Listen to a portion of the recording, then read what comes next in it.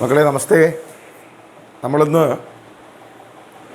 10ാം ക്ലാസ്സിലെ ഹിന്ദിയിലെ 3ാമത്തെ യൂണിറ്റ് അതിൻ്റെ 1ാമത്തെ ചാപ്റ്ററാണ് എടുക്കുന്നത്. വളരെ മനോഹരമായൊരു കവിതയാണ്. എഴുതിയത് നാഗാർജുൻ. പേര് അകാൽ ഓർ ഉസ്കെ ബാദ്. വളരെ ചെറിയ കവിതയാണ്, പക്ഷെ മനോഹരമായൊരു കവിതയാണ്. എഴുതിയത് മാഷൊന്നുകൂടെ വായിക്കാം. നാഗാർജുൻ. ഓക്കെ, അദ്ദേഹത്തെക്കുറിച്ച് നമുക്കൊന്ന് നോക്കാം. നാഗാർജുൻ പേജ് നമ്പർ 54 ആണ് മാഷ് വായിക്കുന്നത്. जन्म 30 जून 1911 बिहार में, मृत्यु 5 नवंबर 1998. आप हिंदी के प्रगतिशील साहित्यकार हैं. आपने हिंदी के अलावा मैथिली, संस्कृत और बंगला में भी रचनाएं की हैं. लोक जीवन, प्रकृति और समकालीन राजनीति आपकी रचनाओं का मुख्य विषय रहे हैं. युगधारा, प्यासी पथराई आंखें, 7 रंग की पंखों वाली, तालाब की मछलियाँ आदि आपके प्रमुख काव्य संग्रह है. വളരെ പ്രസിദ്ധനായിട്ടുള്ള ഒരു എഴുത്തുകാരനാണ് അദ്ദേഹം. കവിയാണ്. സംസ്കൃതത്തിലും അതുപോലെ തന്നെ ഹിന്ദിയിലും ബംഗാളിയിലുമൊക്കെ രചനകൾ നടത്തിയ ആളാണ്. പ്രകൃതിയെക്കുറിച്ചും സാധാരണ ജനങ്ങളുടെ ജീവിതത്തെക്കുറിച്ചും അതുപോലെ തന്നെ രാഷ്ട്രീയ വിഷയങ്ങളെക്കുറിച്ചുമൊക്കെ വളരെ ഗഹനമായി എഴുതിയ ഒരാളാണ് അദ്ദേഹം. He was born in the year of 1911 in Bihar. ബിഹാറിലാണ് അദ്ദേഹം ജനിച്ചത്. 1998 നവംബർ 5-ാം തീയതി അദ്ദേഹം നമ്മ വിട്ടുപോകുന്നു. വളരെ ഗഹരായിലുള്ള ആഴത്തിലുള്ള കവിതകൾ എഴുതുന്ന ആളാണ്. ധാരാളം കവിതകൾ നമ്മൾ അദ്ദേഹത്തിന് ഇതിനു മുമ്പ് പഠിച്ചിട്ടുണ്ടാവും. അദ്ദേഹത്തിൻ്റെ മനോഹരമായ കവിത നോക്കാം. 2 സ്റ്റാൻസയായിട്ടാണ് മക്കളെ കൊടുത്തിരിക്കുന്നത്. ആദ്യത്തെ 4 വരി, രണ്ടാമത്തെ 4 വരി. പക്ഷേ എഴുതിയിട്ടുണ്ട്. Akal or ഉസ്കെ ബാദ്, unit 3, chapter 1, first. ഒരു അരമണിക്കൂർ കൊണ്ട് നമുക്ക് എടുത്ത് തീർക്കാൻ പറ്റുന്ന ഒരു കവിതയാണ് അകാൽ ഓർ ഉസ്കെ ബാദ്. എന്താ മക്കളെ അകാൽ എന്ന് പറഞ്ഞാൽ? വരൾച്ച എന്ന് പറയാം, സ്കേഴ്സിറ്റി, ദൗർലഭ്യം, ഒന്നും ലഭിക്കാത്ത ഒരവസ്ഥ. അതിനാണ് അകാൽ എന്ന് പറയുന്നത്. വേണമെങ്കിൽ വരൾച്ച എന്നുള്ള അർത്ഥം വേണമെങ്കിൽ എടുക്കാം. അകാൽ പടുക എന്ന് പറഞ്ഞാൽ വരൾച്ച ബാധിച്ച് ധാന്യങ്ങളൊന്നുമില്ലാതെ ആകെ പട്ടിണിയും പരിവട്ടവുമായിരിക്കുന്ന അവസ്ഥയാണ്. ആ അവസ്ഥയും ഔർ ഉസ്കെ ബാദ്, അതിനുശേഷം, അതാണ് ഈ കവിതയുടെ ഹെഡിങ്. അകാൽ, വരൾച്ച അല്ലെങ്കിൽ ക്ഷാമകാലം എന്ന് പറയാം. അതിനുശേഷമുള്ള ക്ഷേമകാലവും, scarcity and after the welfare, അതിനുശേഷമുള്ള വെൽഫെയർ. ഇതാണ് പാഠത്തിൻ്റെ പേര്. അപ്പം മനോഹരമായിട്ടാണ് എഴുതിയിരിക്കുന്നത്. മാഷ ഒന്ന് വായിക്കാം. कई दिनों तक चूल्हा रोया, चक्की रही उदास. कई दिनों तक कानी कुतिया सोई उसके पास. कई दिनों तक लगी बीत पर छिपकलियों की गश्त. कई दिनों तक चूहों के भी हालत रही शिकस्त. ഇതാണ് ആദ്യത്തെ 4 വരികൾ. നമുക്കത് എക്സ്പ്ലെയിൻ ചെയ്യാം. അതിന് മുമ്പേ ഒന്നുകൂടെ വായിക്കാം. മാഷ് രീതി വെച്ചിട്ട് വായിച്ചു നോക്കിക്കോളൂ. कई दिनों तक चूल्हा रोया, चक्की रही उदास. कई दिनों तक कानी कुतिया सोई उसके पास. कई दिनों तक लगी भित्त पर छिपकलियों के गश्त. कई दिनों तक चूहे के भी हालत रही शिकस्त. മനോഹരമായിട്ട് അദ്ദേഹം പറയാം. നോക്കിക്കോളെ. കൈ ദിനോ തക്ക്, എത്രയോ ദിവസങ്ങളായി എന്ത് സംഭവിക്കുന്നു? ചുൽഹാ റോയ, ചുൽഹാർത്ഥം മക്കളെ ഓവൻ, അടുപ്പ്. വളരെ ദിവസങ്ങളായ അടുപ്പ് കരയുകയാണ് എന്ന് പറഞ്ഞ അർത്ഥം എന്താ? അടുപ്പിൽ തീ പുകയുന്നില്ല, ഭക്ഷണം പാകം ചെയ്യപ്പെടുന്നില്ല എന്നാണ് പറയുന്നത്. എത്രയോ ദിവസങ്ങളായിട്ടുള്ള അവസ്ഥയാണ്. ഒരു സ്ഥലത്തും അടുപ്പ് പുകയുന്നില്ല. അതുകൊണ്ട് അടുപ്പുകളൊക്കെ കരയുകയാണ്. ചക്കി രഹി ഉദാസ്, വളരെ സങ്കടത്തിലാണ് ചക്കികൾ. എന്താ ചക്കി എന്ന് പറഞ്ഞ അർത്ഥം മക്കളെ? ജിസ് ഉപകരൺ ജിസ്മേ ഹം ധാന്യ വഗേര പീസാ ജാത്താ ഹൈ. ഏത് ഉപകരണത്തിലാണോ നമ്മൾ അരയ്ക്കുക, അരകല്ല്, അമ്മിക്കല്ല്, ആട്ടുകല്ല് ഒക്കെ പറയാം, ചക്കി.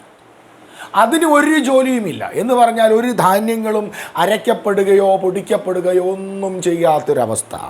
അകാലാണ് പറയുന്നത് കേട്ടോ. എന്താ പറയുന്നു നോക്കിക്കോളൂ. കൈ ദിനോം തക്ക് ചുൽഹാരോയ ചക്കി രഹി ഉദാസ്. എത്രയോ ദിവസങ്ങളായി നാട്ടിലെ അടുപ്പുകൾ മുഴുവൻ കരഞ്ഞുകൊണ്ടിരിക്കുകയാണ്. അടുപ്പിൻ്റെ ധർമ്മം എന്താ? ജോലി എന്താ? ഭക്ഷണം പാകം ചെയ്യപ്പെടുന്ന സ്ഥലമാണ് അടുപ്പ്. അപ്പോൾ ഭക്ഷണ പദാർത്ഥങ്ങൾ ഇല്ലെങ്കിലോ ധാന്യങ്ങളില്ലെങ്കിലോ അടുപ്പ് പോകുകയോ ഇല്ല. അപ്പോൾ അതൊക്കെ സങ്കടത്തിലാണ് അടുപ്പുകളൊക്കെ. അതുപോലെ തന്നെ ധാന്യങ്ങൾ പൊടിക്കുകയും അരയ്ക്കുകയും ആട്ടുകയും ഒക്കെ ചെയ്യുന്ന ചക്കിയോ വളരെ ഉദാസീനതയിലാണ്, സങ്കടത്തിലാണ്. കൈ ദിനോം തക്ക് കാനി കുത്തിയ സോയി ഉസ്കെ പാസ്. എത്രയോ ദിവസങ്ങളായി കുത്തിയ അർത്ഥം മക്കളെ പട്ടി. കാനി കുത്തിയ ഒറ്റക്കണ്ണൻ പട്ടി. അതൊക്കെ ദാരിദ്ര്യത്തെ കാണിക്കുന്നത് തന്നെയാണ്. ഒറ്റക്കണ്ണൻ പട്ടി എത്രയോ ദിവസമായി അടുപ്പിൻ്റെ എടുത്ത് കിടന്ന് ഇങ്ങനെ ഉറങ്ങുകയാണ്. എന്തുകൊണ്ടായിരിക്കും മക്കളെ അടുപ്പിൻ്റെ അടുത്ത് കിടന്ന് ഉറങ്ങുന്നത്? എന്നെങ്കിലും അടുപ്പ് പുകയുമോ ഭക്ഷണം ഉണ്ടാകുമോ എന്ന് കാത്ത് പട്ടി കിടക്കുകയാണ് അതിൻ്റെ അടുത്ത്. ചിത്രങ്ങളും കാണാം, മനോഹരമായ ചിത്രം. അപ്പോൾ എത്രയോ ദിവസങ്ങളായി അടുപ്പ് കരഞ്ഞുകൊണ്ടിരിക്കുന്നു. ചക്കി ധാന്യങ്ങൾ പൊടിക്കുകയോ അരയ്ക്കുകയോ ചെയ്യുന്ന ചക്കി വളരെ ഉദാസീനതയിലാണ്. അടുപ്പിൻ്റെ അടുത്ത് പട്ടി കിടന്നുറങ്ങുകയാണ്, ഒറ്റക്കണ്ണൻ പട്ടി. എന്നെങ്കിലും ഒരിക്കൽ കൂടി ഭക്ഷണം ഉണ്ടാവുക എന്ന ആശയ്ക്കയിൽ. കൈ ദിനോം തക്ക് ലഗി ഭിത്ത് പർ ചിപ്കലിയോ കി ഗസ്ത്. മക്കളെ മാത്രവുമല്ല, എത്രയോ ദിവസങ്ങളായി കൈ ദിനോം തക്ക് ലഗി ഭിത്ത് പർ. ഭിത്ത് ചുമരാണ്, വാൾ എന്നൊക്കെ പറയും. ആ ചുമരിൻ്റെ മുകളിൽ എന്ത് ചെയ്യുക? ചിപ്കലി ലിസാഡ്, പല്ലികൾ. ഗസ്ത് കർണ. എന്താ മക്കളെ ഗസ്ത് കർണ? ഗസ്ത് കർണ ഒരു ചലന അലഗ് അലഗ് ഉസ്ക മീനിങ്ങിൽ അലഗ് അലഗാണ്. ഗസ്റ്റ് കർഞ്ഞാന്ന് പറഞ്ഞാൽ ഗസ്റ്റ് ചെയ്യാന്ന് പറഞ്ഞ അർത്ഥം എന്തെങ്കിലും പ്രത്യേക ഉദ്ദേശത്തിന് വേണ്ടിയിട്ടുള്ള searching for something, wandering, searching for something, എന്തിനോ വേണ്ടിയിട്ട് അലഞ്ഞു തിരിയുന്ന അവസ്ഥയാണ്. പല്ലികൾ എത്രയോ നേരമായി, എത്രയോ ദിവസങ്ങളായി ഇങ്ങനെ ദിവാറിലൂടെയൊക്കെ ഇങ്ങനെ അലഞ്ഞു. എന്തിനു വേണ്ടിയിട്ടായിരിക്കും? ഭക്ഷണത്തിന് വേണ്ടിയിട്ടായിരിക്കും പല്ലികൾ അലഞ്ഞു തിരിയുന്നു. പിന്നെയോ കൈ ദിനോം തക്ക് ചൂഹോ കബി ചൂഹ. എലികളെ അവസ്ഥ എന്താ? ഹാലത്ത് രഹി ശികസ്ത്. അവരുടെ ഹാലത്ത് അവസ്ഥയും വളരെ മോശമാണ് എന്നാണ് ഈ 4 വരികളിൽ നമ്മൾ കവി പറഞ്ഞു വെക്കുന്നത്. എന്ന് പറഞ്ഞാൽ he gives us a beautiful illustration about the scarcity which is going on in the society. Everywhere you can see the scarcity of grains, food grains. ഭക്ഷണത്തിൻ്റെ ദൗർലഭ്യം എല്ലാ സ്ഥലത്തും കാണും. അപ്പോൾ ഈ വരൾച്ച, ക്ഷാമകാലം not only affect the human being but also it affects every creatures in the society, every living thing in the society. നമ്മളെ സമൂഹത്തിൽ എല്ലാവരെയും ബാധിക്കുന്നു. നമ്മളിപ്പോൾ ചോദിക്കുക വീട്ടിൽ ആരൊക്കെയാണ് ഉള്ളത്? നമ്മൾ മനുഷ്യന്മാരെണ്ണം മാത്രമേ പറയൂ. പക്ഷെ അതേ സമയത്ത് തന്നെ നമ്മളെ വീടുകളിലൊക്കെ പലരും നമ്മളറിയാതെ താമസിക്കുന്നുണ്ട്. അവരാണ് പല്ലികളുണ്ടാവാം, പാറ്റകളുണ്ടാവാം, എലികളുണ്ടാവാം, അല്ലേ? ഇതൊക്കെ നമ്മളോട് കൂടി ജീവിക്കുന്ന ആളുകൾ തന്നെയാണ്, ഒരു സംശയവും വേണ്ട. ഇവരെയൊക്കെ ബാധിക്കുന്നു എന്ത്? അകാൽ. अकाल सिर्फ मानव को नहीं बल्कि सारे जीव जंतुओं को बहुत बुरी तरह प्रभावित करती है. വളരെ മോശം, ബാഡ്ലി അഫക്റ്റഡ്, വളരെ മോശമായിട്ട് എല്ലാവരെയും ബാധിക്കുന്നതാണ്. അത് മാത്രമല്ല, ജീവനില്ലാത്ത വസ്തുക്കൾ പോലും കരയുന്നുണ്ട് എന്നാണ് പറയുന്നത്. അടുപ്പ് കരയുകയാണ്, ചക്കി ഉദാസീനതയിലാണ്, പല്ലികൾ ഭക്ഷണത്തിന് വേണ്ടി ഓടി നടക്കുന്ന അവസ്ഥ, എലികളുടെ അവസ്ഥ പരിതാപകരം, ഭക്ഷണത്തിന് വേണ്ടി കാത്ത് അടുപ്പിൻ്റെ അടുത്ത് കിടക്കുന്ന പട്ടികൾ എന്ന് പറഞ്ഞാൽ ഒരു ക്ഷാമകാലം വരിക എന്ന് പറഞ്ഞാൽ മക്കളെ അർത്ഥം മൊത്തം നമ്മളെ സമൂഹത്തെ പിടിച്ചു കുലുക്കുന്ന ഒരു അവസ്ഥയാണ്. നമ്മൾ കണ്ടിട്ട് പല ആഫ്രിക്കൻ രാജ്യങ്ങളിലുള്ള ചിത്രങ്ങളൊക്കെ കാണാം. ഭക്ഷണം കിട്ടാതെ അലഞ്ഞു തിരിയുന്ന കുഞ്ഞു കുട്ടികളെയൊക്കെ നമ്മൾ വളരെ ദയനീയമായ കാര്യം. എന്താ അവിടെയുള്ള അവസ്ഥ? ഇത് തന്നെയാണ്, ഭക്ഷ്യധാന്യങ്ങളില്ല. ആ ഒരു അവസ്ഥയെ, ആ വിശാലമായ ഒരു അവസ്ഥയെ सिर्फ 4 पंक्तियों में, 4 लाइनों में बहुत खूबसूरती के साथ यहाँ बताया गया है. വളരെ മനോഹരമായിട്ടാണ് നമുക്ക് പറഞ്ഞത്. അതിന് മുഴുവൻ എഫക്റ്റും നമ്മളിലേക്ക് വന്നു ഈ 4 വരികളിലൂടെ.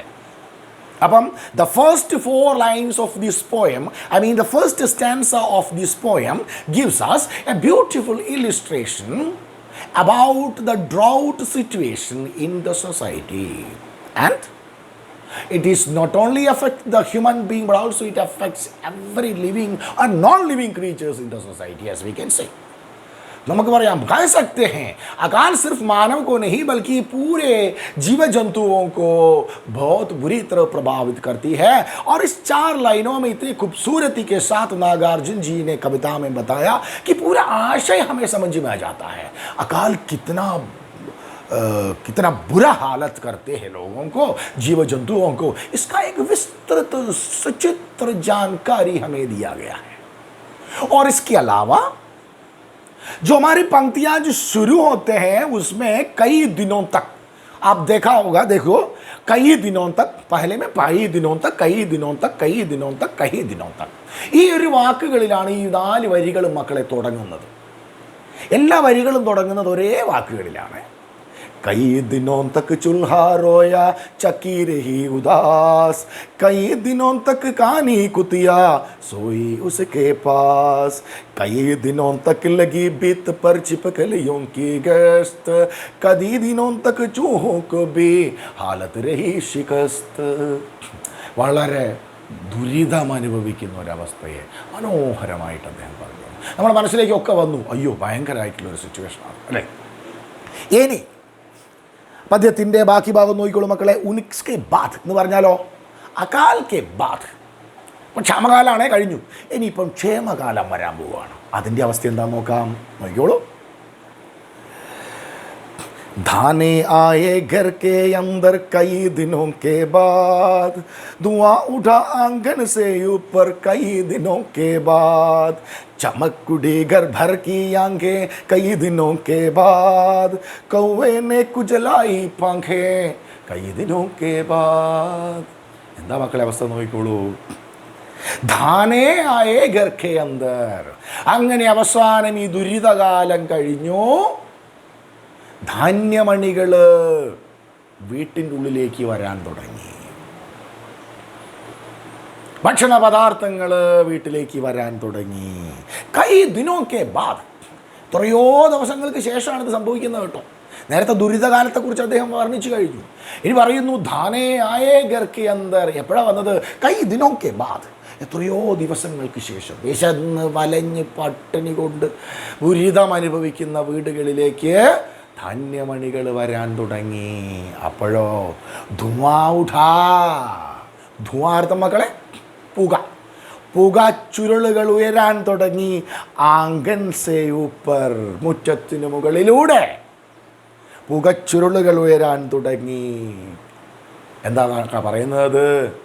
ആ ഭക്ഷണ പദാർത്ഥങ്ങൾ വേവിക്കാൻ തുടങ്ങി, അടുപ്പ് കത്താൻ തുടങ്ങി. എപ്പോഴ്? കൈ ദിനോക്കെ ബാദ്. എത്രയോ ദിവസങ്ങൾക്ക് ശേഷം. धाने आए घर के अंदर कई दिनों के बाद, धुआं उठा आंगन से ऊपर कई दिनों के बाद. എത്രയോ ദിവസങ്ങൾക്ക് ശേഷം വീട്ടിൽ ഭക്ഷണം പാകം ചെയ്യാൻ തുടങ്ങിയിരിക്കുന്നു. അതായത് ക്ഷാമം കഴിഞ്ഞു, ക്ഷേമകാലത്തിലേക്ക് ഇതാ നമ്മളൊക്കെ കിടക്കുകയാണ്. അപ്പോഴെന്താ സംഭവിക്കുന്നത് മക്കളെ നോക്കിക്കോളൂ. ചമക്കുഠി, ചമക്കിനകത്ത് തിളങ്ങുക. ഗർഭർ കി ആംഖേ, വീട്ടിലുള്ള എല്ലാ കണ്ണുകളും സന്തോഷത്താൽ തിളങ്ങാൻ തുടങ്ങി. എന്തിനാ സന്തോഷമാണ്? എത്രയോ ദിവസത്തെ പട്ടിണിക്ക് ശേഷം ഭക്ഷണം പാകം ചെയ്യപ്പെടുകയാണ്. തീർച്ചയായിട്ടും നമുക്ക് എന്തുണ്ടാവും? സന്തോഷം ഉണ്ടാവും. വീട്ടിലുള്ള എല്ലാ കണ്ണുകളും എന്ന് പറഞ്ഞാൽ മനുഷ്യൻ്റെ മാത്രമല്ല കേട്ടോ. ഭക്ഷണത്തിന് വേണ്ടി അലഞ്ഞിരിയ എലികളായാലും പല്ലികളായാലും പട്ടികളായാലും ഒക്കെ എല്ലാവരുടെയും കണ്ണ് വികസിക്കാൻ തുടങ്ങി. ചമക്കുട്ടി തിളങ്ങാൻ തുടങ്ങി. ഭക്ഷണം കണ്ട ആർത്തിയിൽ കണ്ണുകളൊക്കെ തിളങ്ങാൻ തുടങ്ങി. പിന്നെയോ മക്കളെ, അത് എപ്പോഴാണ് സംഭവിക്കുന്നത്? കൈ ദിനോക്കെ ബാദ്. എത്രയോ ദിവസങ്ങൾക്ക് ശേഷമാണ് സംഭവിക്കുന്നത്. കൗവേനെ കുജലായി പാഖേ കൈ ദിനോക്കെ ബാദ്. ആ കാക്കകളൊക്കെ തന്നെ അതിൻ്റെ പങ്കർത്ത മക്കളെ ചിറകാണ്. കുജലാനെ ചൊറിയുക. ഭക്ഷണമൊക്കെ കഴിച്ചതിന് ശേഷം അല്ലെങ്കിൽ ഭക്ഷണമൊക്കെ സന്തോഷത്താൽ കാക്കകളൊക്കെ ചിറക് വിരിച്ചിട്ട് ഇങ്ങനെ നിൽക്കുന്നൊരവസ്ഥയുണ്ട് അല്ലേ. ഭക്ഷണമൊക്കെ കഴിഞ്ഞ് കഴിഞ്ഞാൽ ചിറകൊക്കെ വൃത്തിയാക്കും. അത് ചെയ്യാൻ തുടങ്ങി കാക്കകൾ. എപ്പോഴേ? കൈ ദിനോക്കെ ബാദ്, എത്രയോ ദിവസങ്ങൾക്ക് ശേഷം ഇതും സംഭവിച്ചു എന്ന് പറഞ്ഞാൽ നേരത്തെ ഉണ്ടായിരുന്ന അവസ്ഥയുടെ നേരെ വിപരീതം. ഇതുവരെ ക്ഷാമമായിരുന്നു, സ്കേഴ്സിറ്റി ആയിരുന്നു, ഒരു സാധനം ഉണ്ടായിരുന്നില്ല. Every creatures they are wandering for food, എല്ലാം ഭക്ഷണത്തിന് വേണ്ടി അലഞ്ഞു തിരിയുകയാണ്. അപ്പോൾ കുറച്ച് ദിവസങ്ങൾക്ക് ശേഷം വീടുകളിലേക്ക് ഭക്ഷണം വരാൻ തുടങ്ങി. ആളുകളുടെ ഉൾപ്പെടെ എല്ലാവരുടെ കണ്ണുകളും തിളങ്ങാൻ തുടങ്ങി. വളരെ ദിവസങ്ങൾക്ക് ശേഷം പുകച്ചുരുളുകൾ ഉയരാൻ തുടങ്ങി. എല്ലാവരും സന്തോഷമായി. കാക്കകൾ തൻ്റെ ചിറകുകൾ ചൊറിയാൻ തുടങ്ങി, ചിറകുകൾ വിടർത്താൻ വേണ്ടി തുടങ്ങി. അങ്ങനെ ക്ഷാമകാലത്തിന് ശേഷമുള്ള ഈ ക്ഷേമകാലത്തെയും എന്ത് ചെയ്തിരിക്കുന്നു? വളരെ മനോഹരമായി 4 വരികളിൽ നമുക്ക് അദ്ദേഹം വിവരിച്ചു തരികയാണ് ചെയ്യുന്നത്. അപ്പം ആദ്യത്തെ 4 lines of this poem which gives us the picture of the drought situation, and the remaining 4 lines gives us the welfare situation of the society when the grains once again come into the houses. വീടുകളിലേക്ക് വീണ്ടും ഒരിക്കൽ കൂടി ധാന്യങ്ങൾ വരുന്ന സമയത്ത് എല്ലാവർക്കും സന്തോഷമായി. അങ്ങനെയാണ് അകാലം എന്നുള്ള ഒരവസ്ഥയും അതിനുശേഷമുള്ള അവസ്ഥയെയും ഒരു 8 വരിയിലൂടെ 2 സ്റ്റാൻസകളായിട്ട് നമ്മുടെ കവി മനോഹരമായിട്ട് ഇവിടെ വിവരിച്ചു തന്നിരിക്കുന്നത്. അതിൽ രണ്ടാമത്തെ സ്റ്റാൻസയിൽ ശ്രദ്ധിക്കേണ്ട കാര്യം മക്കളെ, കൈ ദിനോക്കെ ബാദ്. എല്ലാ വരികളും അവസാനിക്കുന്നത് അങ്ങനെയാണ്. കൈ ദിനോക്കെ ബാദ്, കൈ ദിനോക്കെ ബാദ്, കൈ ദിനോക്കെ ബാദ്, കൈ ദിനോക്കെ ബാദ്. ഫസ്റ്റ് സ്റ്റാൻസയിൽ മാഷ് എന്താ പറഞ്ഞത്? തുടങ്ങിയായിരുന്നു എങ്ങനെ? കൈ ദിനോ തക്ക്, കൈ ദിനോ തക്ക്, കൈ ദിനോ തക്ക്. അപ്പം ഇതും ഒരു താളമാണ്, മനോഹാരിതയാണ്. ഈ കവിത നമുക്ക് ബൈഹാർട്ട് പഠിക്കാൻ പറ്റിയ ഒരു കവിതയാണ്. ചെറിയ ലൈനാണ്. അത് മക്കൾ ചെയ്യേണ്ടത് വളരെ നല്ല ഈണത്തിൽ, മാഷ ഈണത്തിലല്ല, നിങ്ങളെ ഈണത്തിൽ വളരെ മനോഹരമായിട്ട് ഇതിനെ ചൊല്ലുക. മനസ്സിൽ ഉറച്ചു നിൽക്കും ഈ കവിത. വളരെ ഇമ്പോർട്ടൻ്റ് ആണ്. ഒന്നുകൂടെ മാഷ് വായിക്കാം. എത്ര വായിച്ചാലും നമുക്ക് മതി വരാത്തൊരു കവിതയാണത്. कई दिनों तक चूल्हा रोया, चक्की रही उदास, कई दिनों तक कानी कुतिया सोई उसके पास, कई दिनों तक लगी बित पर छिपकलियों की गश्त, कई दिनों तक चूहे को भी हालत रही शिकस्त, धाने आए घर के अंदर कई दिनों के बाद, धुआं उठा आंगन से ऊपर कई दिनों के बाद, चमक उड़ी घर भर की आंखें कई दिनों के बाद, कौवे ने कुचलाई पंखें कई दिनों के बाद. വളരെ രസകരമായ ഒരു കവിതയാണ്. വളരെ എന്താ പറയണ്ടത്, മനോഹരമായിട്ട് തന്നെ, വളരെ ഭംഗിയായിട്ട് തന്നെ ഈ 4 വരികളെ നമുക്ക് വർണ്ണിച്ചിരുന്നു. മാഷ് ഒരിക്കൽ കൂടി ഇതിനെക്കുറിച്ച് പറയാം. ആദ്യത്തെ 4 വരികൾ, जो पहले 4 पंक्तियां हैं हमें अकाल के बारे में विस्तृत जानकारी दी है और बड़ी खूबसूरती से अकाल के एक पल को हमें बताया गया है. और इसमें कहता है कि सिर्फ मानव जाति नहीं बल्कि हमारे साथ रहने वाले अन्य जीव जंतु जैसे कौवा हो, छिपकली हो या कुतिया हो, ये सारे के सारे अकाल के इस विषम परिस्थिति में आ जाते हैं और उदास हो जाते हैं.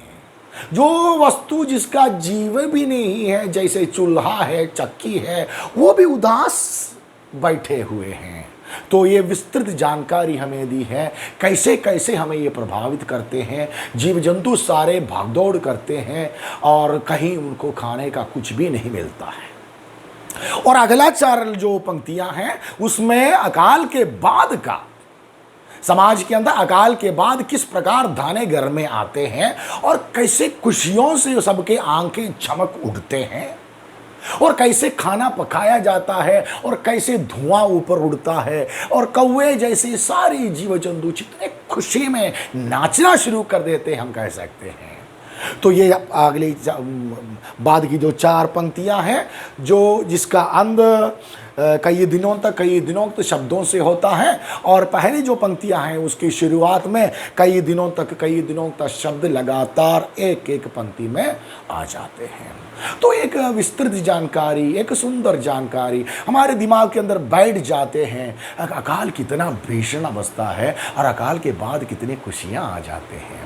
बहुत सुंदर तरीके से, बहुत सरल तरीके से हर एक आदमी को समझने लायक उन्होंने जो लिखा है, और एक प्रसिद्ध कविता है नागार्जुन जी का, और आप इसको लय और ताल मिलाकर पढ़िए और बाय हार्ट पढ़ने का, मन में रखने का कोशिश करें। बहुत बढ़िया कविता है अकाल और उसके बाद।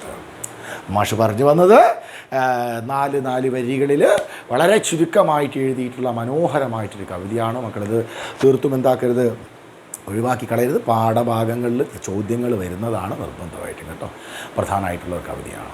അപ്പം ഈ കവിത ഒരു 4-5 തവണ, 5 എന്നല്ല എത്രയോ തവണ വേണമെങ്കിലും വീട്ടിൽ നല്ല ഈണത്തിലും താളത്തിലും ചൊല്ലി നോക്കുക. ആ ഓരോ വരിയും നമുക്ക് പകുതി മാത്രം പഠിച്ചാൽ മതി, പകുതി എല്ലാത്തിലും കണ്ടിന്യൂഷനാണ്. അപ്പം വളരെ മനോഹരമായൊരു ചിത്രമാണ് ഈ കവിതയിലൂടെ തരുന്നത്. അപ്പം ഈ കവിത മാഷ് ഇവിടെ അവസാനിപ്പിക്കുകയാണ്. ഇതിനെക്കുറിച്ചുള്ള ഭാഗങ്ങൾ ഒന്നുമില്ല ഇതിൽ കാര്യമായിട്ട്, 2-3 ചോദ്യങ്ങൾ മാത്രമേ ഉള്ളൂ. അത് ഞാൻ നേരത്തെ പറഞ്ഞ പോലെ എല്ലാ പാഠത്തിൻ്റെയും ചോദ്യാവലികൾ നമ്മൾ ക്രമമായി ഡീറ്റെയിൽ ആയിട്ട് പരിശോധിക്കും. ആ സമയത്ത് നമുക്കിതൊന്നും കൂടെ ഒരു റിവിഷനും കൂടിയാവും, ചോദ്യങ്ങളും കൂടിയാവും കേട്ടോ. അതുകൊണ്ടാണ് മാഷിപ്പോൾ കവിത എടുത്ത് നിർത്തുന്നത്. ഒരു 1-2 തവണ മക്കൾ എല്ലാവരും വായിച്ചു നോക്കുക. മനോഹരമായിട്ടുള്ള കവിതയാണ്. വിഷമമായിട്ടുള്ള ശബ്ദങ്ങളൊന്നും തന്നെ ഇതിലില്ല. വളരെ സിമ്പിളായിട്ടുള്ള വാക്കുകളാണ്. അതുകൊണ്ട് ഈ കവിത നന്നായിട്ട് പഠിക്കുക. വളരെ ഇമ്പോർട്ടൻ്റ് ആയിട്ട് കവിതയാണ്. Okay, very good. അടുത്ത ക്ലാസ്സിൽ ഇതിൻ്റെ നെക്സ്റ്റ് ചാപ്റ്റർ മാഷ് എടുക്കുന്നതായിരിക്കും. Okay, very good.